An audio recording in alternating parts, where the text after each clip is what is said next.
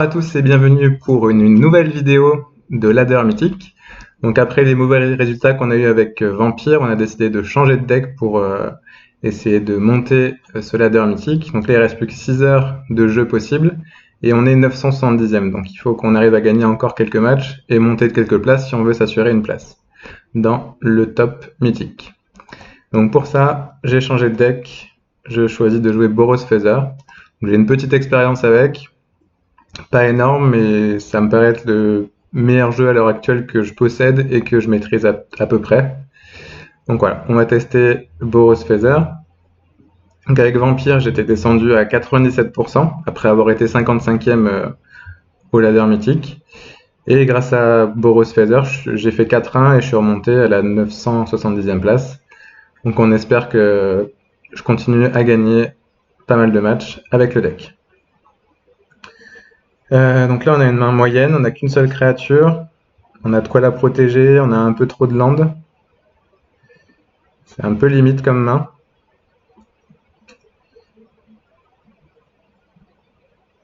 Je pense que je vais mulliganer. Donc là c'est un peu mieux. Il nous manque une créature à 2, mais on a la meilleure carte du deck et de quoi la protéger.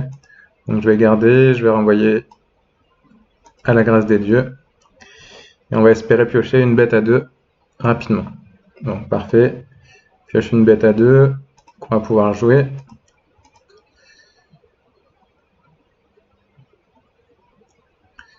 Alors, qu'est-ce que joue mon adversaire? Donc a priori, c'est sûrement Scape Shift, mais c'est pas encore sûr.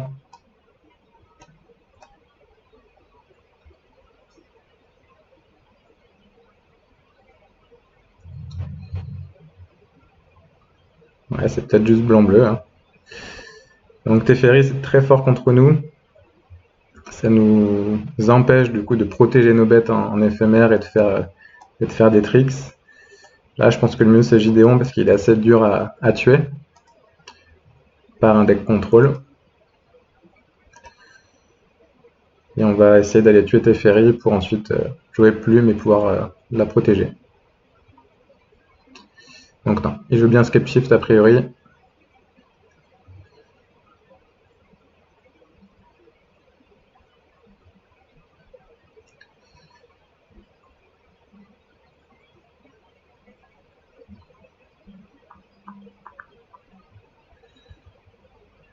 Donc il va essayer de nous détruire ce land a priori, peut-être.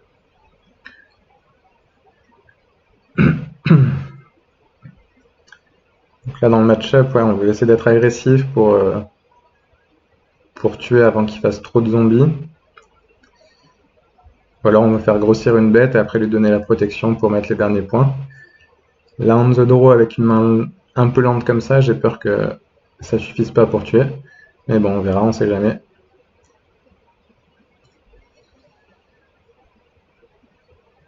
Donc là, comme un entretien, il me casse un land. Je joue des montagnes, donc c'est pas très grave. J'avais aucune raison de prendre le mana, hein, je compte pas jouer un sort. C'est pas une mauvaise carte non plus. Bon bah Gideon va aller tuer Teferi.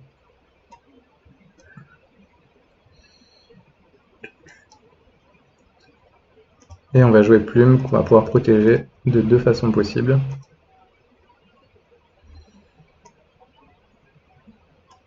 Soit en lui donnant protection contre une couleur, soit en lui la rendant indestructible.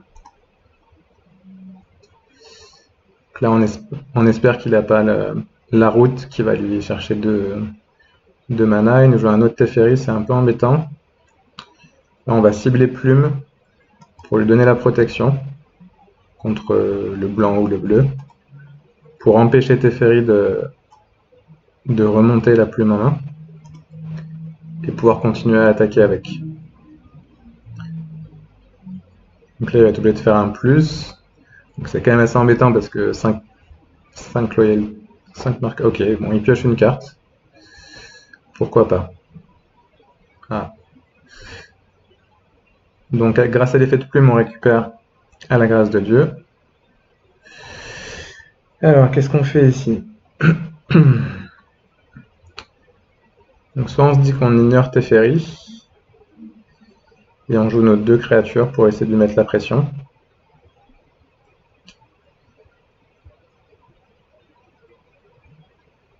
Soit on continue à essayer de protéger Plume, mais j'ai peur que ça ne suffise pas à le tuer rapidement. Là, si on l'attaque, on lui met 7, il passe à 11. On a encore 2 bêtes derrière. S'il a une Vrasse, on a deux menaces qui sont indestructibles. Ouais, je pense que ça vaut le coup d'ignorer Teferi et d'essayer de l'attaquer. Les avantages, c'est qu'il va pouvoir faire peut-être des jetons en éphémère, mais bon. On verra bien. Allez, tac. On donne lien de vie à Plume. Et tour d'après, Gideon va pouvoir exiler aussi un permanent, ça c'est cool. Et on lui met la pression au maximum.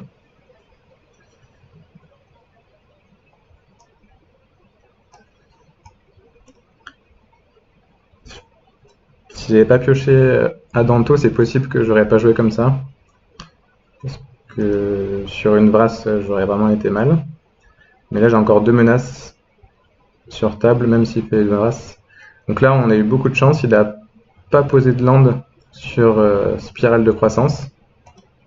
Donc c'est super pour nous. Ça veut dire qu'il aura sûrement pas Scapeshift et 7 mana. Bon, après, on n'est pas encore sûr que ce soit Scapeshift. Hein. Ça peut très bien être un banc de contrôle un peu bizarre. On va voir. Mais il y a quand même de bonnes chances que ce soit Scapeshift. Ok, donc il a bien une Vrasse.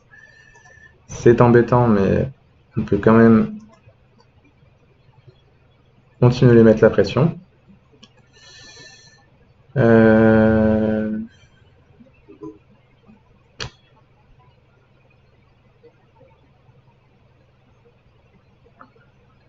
Donc là, la question est, est-ce que je tue Teferi avec Gideon? Je pense que c'est quand même pas mal. Hein. J'ai vraiment de quoi protéger mes permanents. Ah, donc c'est uniquement la créature. Du coup, je pourrais pas protéger d'un truc, d'un député ou un autre truc comme ça, mon Gideon. Mais je pourrais le tuer en 2 attaques avec Adantou. Allez, on va exiler Teferi et continuer à lui mettre la pression. Il va passer à 4. Là, même s'il a des tokens, même s'il fait il arrive à faire un Scapeshift avec plein de tokens, je le tue quand même en donnant la protection. Donc on n'est pas trop mal a priori. Mais on a toujours une incertitude sur ce qu'il joue. Hydroid Krasis, je pense que c'est game, on va pouvoir donner protection à nos 2 créatures. Il passe à 6. Il n'y a que s'il a Champ des Morts maintenant qui se survivait. Donc là il est mort. On peut donner pro vert ou pro bleu à nos 2 créatures. Et attaquer. Protection contre le bleu. Protection contre le vert. Tac. Et on attaque à 7. Il était à 6, on a gagné. Ok. Donc on se demande toujours ce qu'il joue un petit peu quand même. Je suis pas sûr qu'il joue Scapeshift, qu'on n'en a pas trop vu. Il y a quand même de bonnes chances. Donc, qu'est-ce qu'on rentre? Rentrer ça pour les Krasis et les Teferi. Ça. Donc ça c'est bien contre les tokens, mais c'est nul s'il en joue pas. Les chocs c'est pas terrible, les rages c'est pas terrible.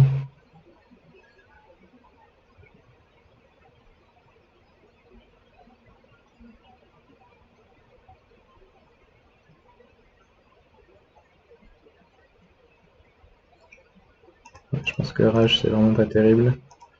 Choc ça peut servir.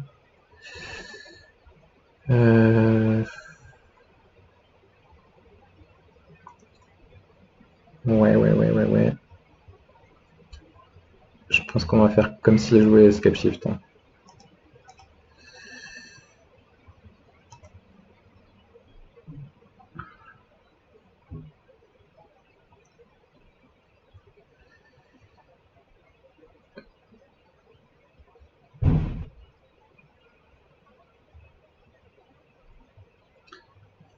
Donc là, on voit que je suis obligé de garder des mauvaises cartes. C'est parce que j'ai pas assez de bonnes cartes contre Scape Shift. Mais bon, comme vous verrez dans la deck tech, j'ai préféré ne pas crafter toutes les cartes du deck pour juste une journée. C'est un choix, on va espérer de ne pas affronter trop de Scape Shift. Normalement, il y a 3 Blood Sun dans le deck. Et on va voir. Alors, on n'a pas une mauvaise main, une bête tour 2, possiblement une bête tour 3, de la protection, et ça s'il joue au Scape Shift. C'est pas mal.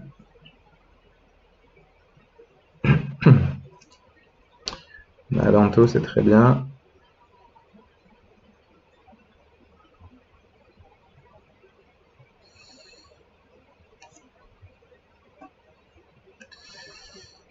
Donc là, on a le choix entre Adanto et Légionnaire.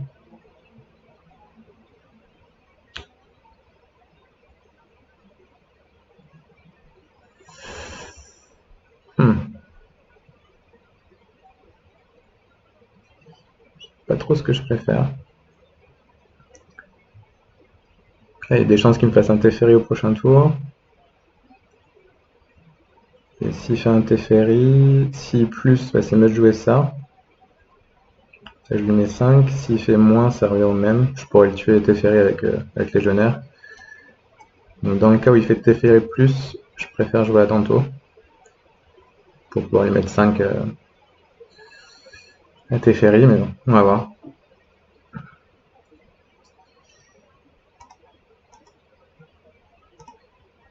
S'il fait un Scape Shift aussi rapide, je pourrais jouer un Clairon sans perdre mon Légionnaire. Même si Légionnaire, il y a quand même de bonnes chances que... Ok. Qui joue pas Scape Shift, il joue un deck un peu bizarre. Une sorte de Bant un peu contrôle. Donc faut se méfier de ce qu'il peut avoir. Gideon, s'il fait Nissa, Gideon survit.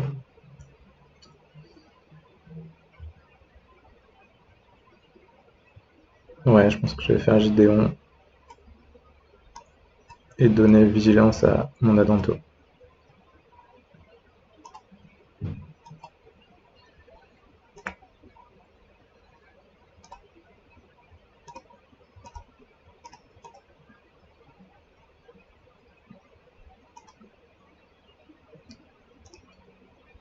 Donc il va peut-être faire une Hydroïde Krasis, là ce serait assez fort. Parce qu'on n'a pas grand chose. Ok, il le fait pas. Là je pense que ça va être un peu nul. Quoique, on sait jamais si je veux donner ça. Donc là il peut peut-être me faire un Settle the Breakage qui exile qui met en dessous toutes les créatures attaquantes. Maintenant 4 cartes en main qui fait rien, il y a des chances que ce soit ça. Donc on va pas attaquer avec tout. Est-ce qu'on préfère attaquer avec Adanto, avec Gideon? Je pense que Gideon est plus important ici.